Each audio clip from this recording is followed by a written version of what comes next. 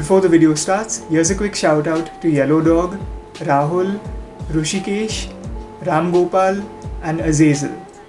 For a shout out in the next video, type your comment, like the video and make sure that you're subscribed with notifications.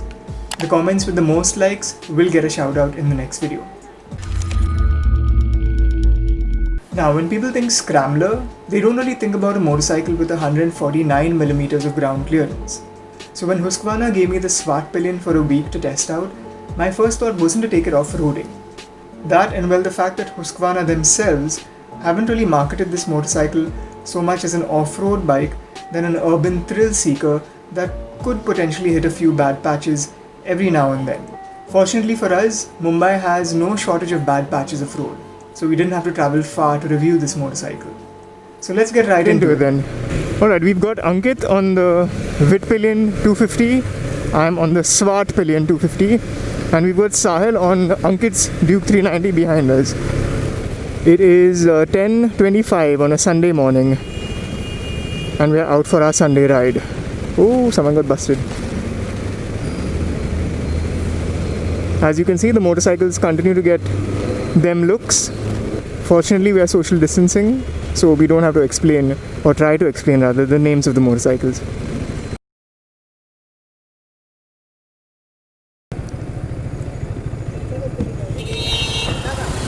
Husqvarna.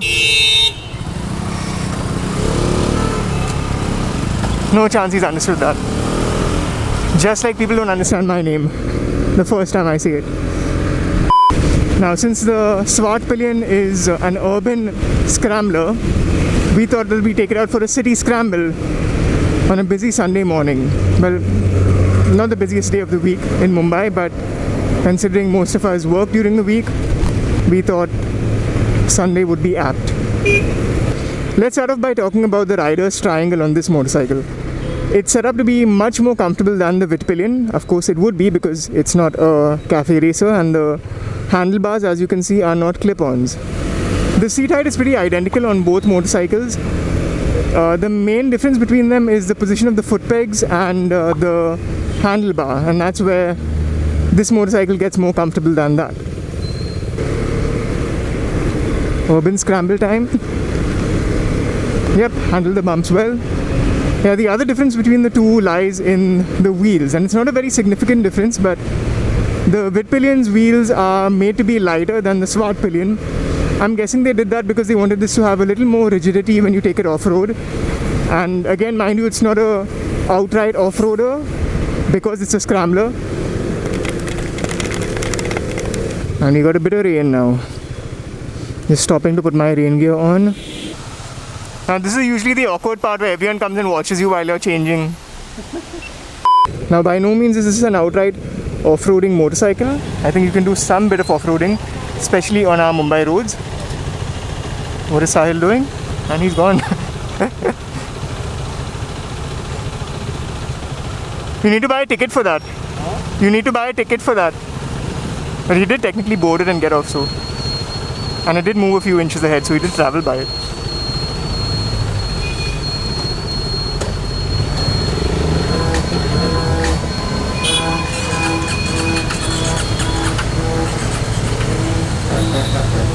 While we're talking about the wheels, let's also talk about the tires. Both have MRFs, both have tires that are of the same size, front and back, but that's where the similarities end. The Vitpilen is fitted with proper road tires, while the Svartpilen has dual sport tires, owing to its slight off-road capabilities. Grip levels on both are good, though I preferred the Vitpilen's handling compared to the Svartpilen, but again, that's just me being me and being a sucker for, well, I can't say faired motorcycles this time, but race-inspired motorcycles, I think is the correct terminology this time. Now the ground clearance on both motorcycles isn't ideal for off-roading. In fact, on the Vitpilen, I forgot to mention that I had scraped the belly pan on, or rather the bash plate, if you want to call it that, on a speed breaker which wasn't too tall. So you might have issues with that if you're riding a little faster and, you know, see that speed breaker out of nowhere like I did. But for the most part, it isn't that much of a concern if you're riding it where it's supposed to be ridden, which is in the city. I personally feel that the vibrations on this motorcycle are slightly less when you compare it to that on the Vitpilen, and I think that's because of, you know, the handlebar placement. I spoke about this in my Vitpilen review. Since you have those clip-ons directly connected to the front forks, you would have a little more vibration than you would on this motorcycle. This seems a lot more comfortable and refined. That seems more of an urban brat. Now, I have been making sure that I target every single bump that I can find on the road like a heat-seeking missile with this motorcycle, and I must say that the suspension has done pretty well. Keeping in mind that it is on the stiffer side and is not differently tuned to the best of my knowledge from the Vitpilen's front suspension, it feels a lot more plush on this motorcycle than it did on the Vitpilen for reasons I've already stated. We're just waiting for Sahil. I don't know where he is. He's on the 390, but it's strange that he's behind us and so far behind. Maybe he did catch the bus at the end. While we are waiting for Sahil, let's also talk about this luggage rack, which is on the Svartpilen, which you don't get on the Vitpilen, which makes it a little more easier to mount luggage. But again, I thought that this was a metal luggage rack, but it seems to be a little flimsy, so I'm thinking that it's plastic, and it just makes it easier for you to, you know, strap your luggage to it. That tank again, and that fuel filler cap, very premium, very premium. Again, nothing out of the ordinary when it comes to engine heating, because it's barely reached the halfway mark and the fan kicks in just at that point and avoids it from going further into the, you know, extremely hot zone. The exhaust note on these motorcycles is a little more bassy compared to the KTM's. While we're talking about the exhaust note, the exhaust on the Vitpilen doesn't get the heat guard or heat shield that the one on the Svartpilen gets. That's another small difference that we noticed. Also, that rear number plate holder, while it looks like it could be made out of plastic parts, it entirely isn't. It has quite a bit of metal on the side, which makes it very sturdy, so I don't see that flapping around anytime soon, unless of course you do something stupid or if someone else does stupid and bumps into you from behind. Also, as you can see, there's really no mud that's being splashed on the back of Ankit or even on the tail light for that matter, so that does a really good job of keeping the muck away. And the same can be said about the Svartpilen, because of course they share parts. Both motorcycles have similar seats, but the Svartpilen has a split seat compared to the Vitpilen's single seat, and I think the Svartpilen would be a little more comfortable for the pillion.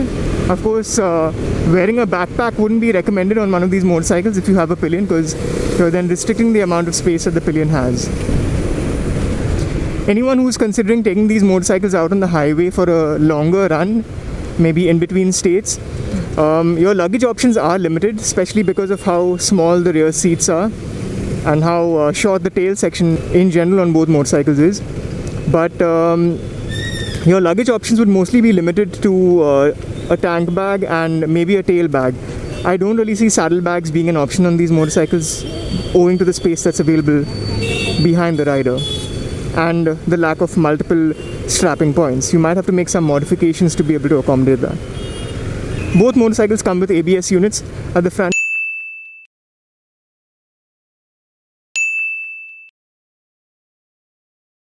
and at the back, and both have the option of switching into Supermoto mode in case you want to be a bit of a hooligan. I always say this, that you should go as fast as you can stop, and the HUSQVARNAs come with a 320mm front disc. The brakes on them are good, but I think because this is a media motorcycle which has been bashed around quite a bit before it got to me, the front brakes on this specific unit seem a little wooden. And that's strange because the brakes on the Vitpilen worked very, very well. And they share the same components, of course. So I guess it's just this one unit that may have that issue. I don't think it's something you should worry about. Build quality is on par with what we've come to expect from a brand like KTM in the premium segment, of course. And HUSQVARNA has just built on from that. So the switch gear, the foot pegs, everything seems very well put together. and except for one panel which is below the seat and just above the rear wheel, there isn't anything that seems, awkwardly loose. Now, a lot of people don't talk about this, but I do on my channel, because I believe that you should buy a motorcycle and keep it for a while to understand both the motorcycle and your riding abilities, and shouldn't be selling it on OLX in a few months or a few years from buying it. Yeah, so in case you are planning on buying this motorcycle and keeping it, here are the maintenance and service costs which would be associated with it. That's a one-way road. See, there's signs right there. And there's cops waiting at that junction itself.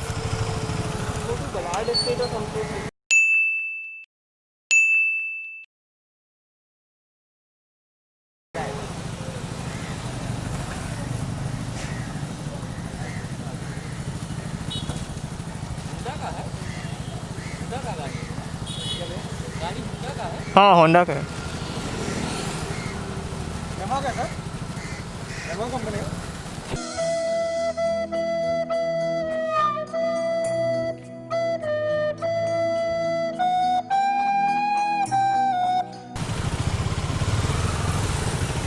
Yeah, I'm sorry, Husqvarna, but I've been trying to explain it the entire week on both motorcycles to people, and I've had very little success, so I'm going with whatever they say. The Svartpilen shares its engine with the KTM Duke 250, so it makes the same power figures and torque figures, and I'll put that up on the screen right now for you to check out.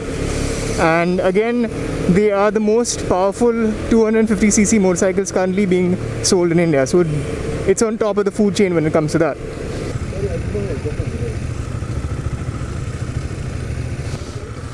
Cycle guys have the advantage. Still getting attention from the locals. This concludes the riding part of the review. Let's head indoors for our final conclusions on this motorcycle. Okay, final thoughts. Now, the Scrambler segment hasn't really been extremely popular over the last few years in India.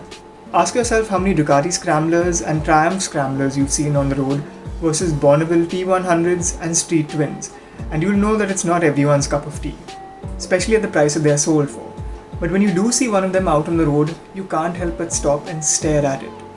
Like a Pulsar 220 with its mirrors folded out for a change, a Scrambler in India is a rare sight. So if you're in the market for a 250cc motorcycle which can offer you the looks to stand out of the crowd of Dukes, Dominars, Gixxers and FZs, segment leading performance, if you're okay with making a few more fuel stops but don't want to compromise on comfort, and are either rocking that single life or have a slim pillion to ride along with you, then the HUSQVARNA SVARTPILEN might just be the right motorcycle for you. Now, if you've still got questions around the motorcycle or anything else that I've spoken about during the course of this video, please ask that in the comment section. I respond to all sensible questions and comments. If you prefer Instagram, good news is I'm more active there than I am over here. So here's my Instagram account. DM me over there and I'll try and respond to you as quickly as I can. As always guys, at least wear your helmets while riding your motorcycles and ride safe. It's a freaking jungle out there. Goodbye.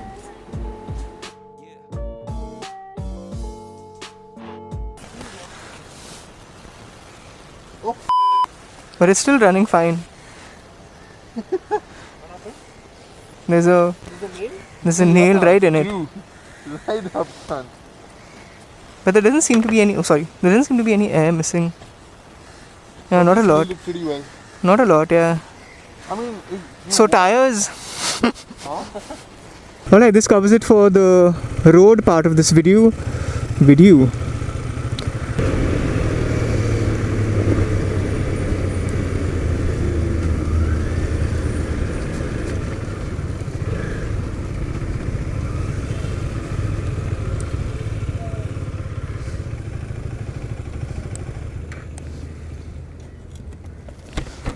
Your toe? that stick. Oh. I ran over a stick and it launched right on my fucking toe, man.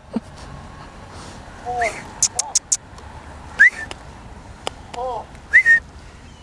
Today we're going to be talking about the HUSQVARNA Vitpilen. Damn it! And you're either rocking that single life or have a slim pillion. The HUSQVARNA Vitpilen.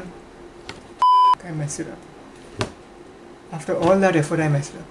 And are either rocking that single life or have a slim pillion to ride along with you, Then the Husqvarna Vitpilen. I'm going to be up all night doing this, I think. Bane, it took me multiple takes, but I'm ready now to edit, if you are. Okay, a little more tummy rubs then.